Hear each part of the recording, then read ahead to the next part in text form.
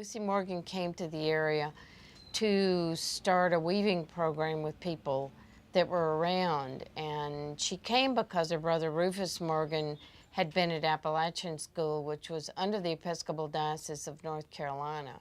And it was a school for kids in the mountains. And these were kids that would have been in foster homes, and or if they were close enough, they just walked to the school and came to classes. Miss Lucy saw a need for the mountain women to have some income, and that's why she went to learn more about weaving and took one of the women from the area with her. And there's a picture in archives of this woman weaving on her porch and Miss Lucy helping her.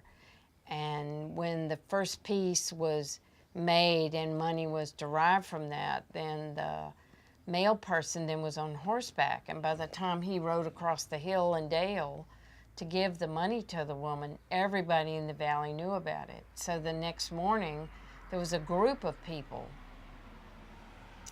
at the school, which wasn't a school then, but they were at Miss Lucy's door, knocking on the door going, I want to learn to weave. Sorry, can you start that sentence again?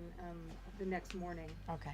The next morning, there were people knocking on Miss Lucy's door because they wanted to learn to weave, because back at that time, which was in the 20s, nobody made money staying at home. And the weaving program started, and at one time there were up to 60 women that were weaving for the Penland Weavers, which at one time became Penland Weavers and Potters. But then Miss Lucy felt like she didn't know enough about the textiles and weaving.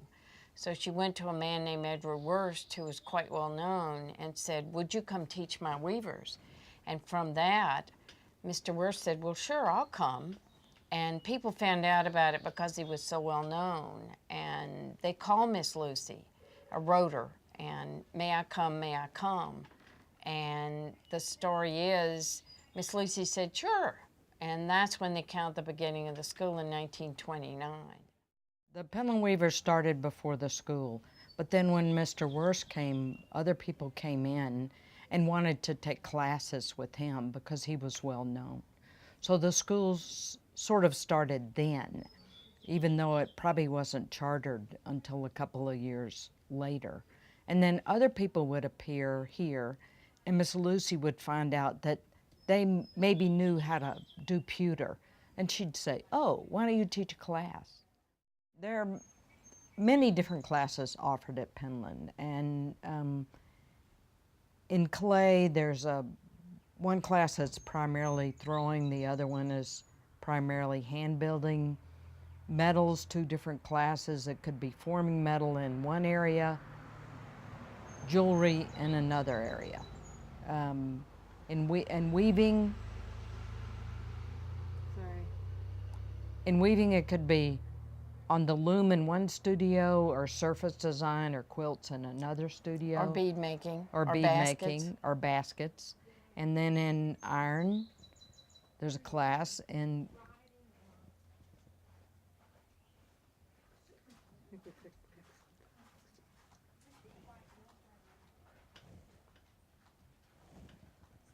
and in glass, there's glass blowing. Then there's another studio that's flame working, working with either beads or sculptural glass. There's woodworking, photography, printmaking, paper making, or book arts, photography. So there are often about 14 and different iron metals classes. Yeah, iron working.